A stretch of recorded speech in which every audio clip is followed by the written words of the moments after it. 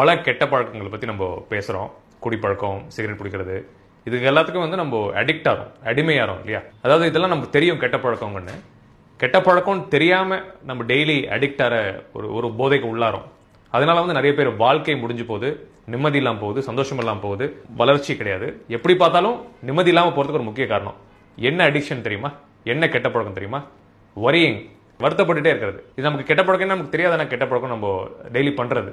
இது வந்து ஒரு ரீசன்ட் சர்வேல இப்போ இருக்கிற காலகட்டத்தில் முக்கியமாக 80% மக்கள் நீங்க பார்த்தீங்கன்னா 80% மக்கள் பார்த்தீங்கன்னா ஏதாவது ஒரு விஷயத்தை பற்றி எப்பவுமே கவலைப்பட்டே இருக்காங்கன்னா.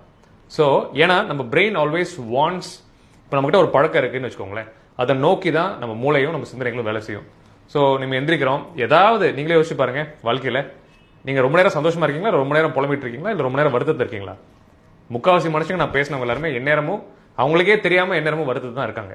ஸோ தயவு செய்து மேக் அ கான்ஷியஸ் டெசிஷன். நம்ம மூளையை எப்படி ட்ரெயின் பண்ணுறது நம்ம கையில் தான் இருக்கு.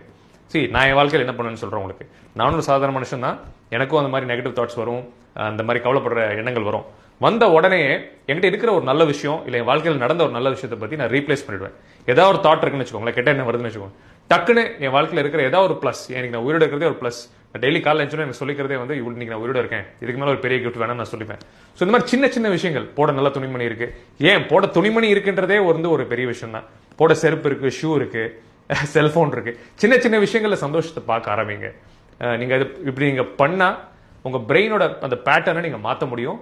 இந்த வருத்தப்படுறது, தேவையில்லாம வருத்தப்பட்டு நாளை வீணாக்கி வாழ்க்கையை வீணாக்குற அந்த அந்த பழக்கத்தை வந்து நம்ம இன்னையோட நம்ம ஒழிச்சிடலான்றது என்னோட ஒரு தாழ்மையான வேண்டுகோள் உங்களுக்கு. இது நீங்க கண்டிப்பா பண்ணணும்.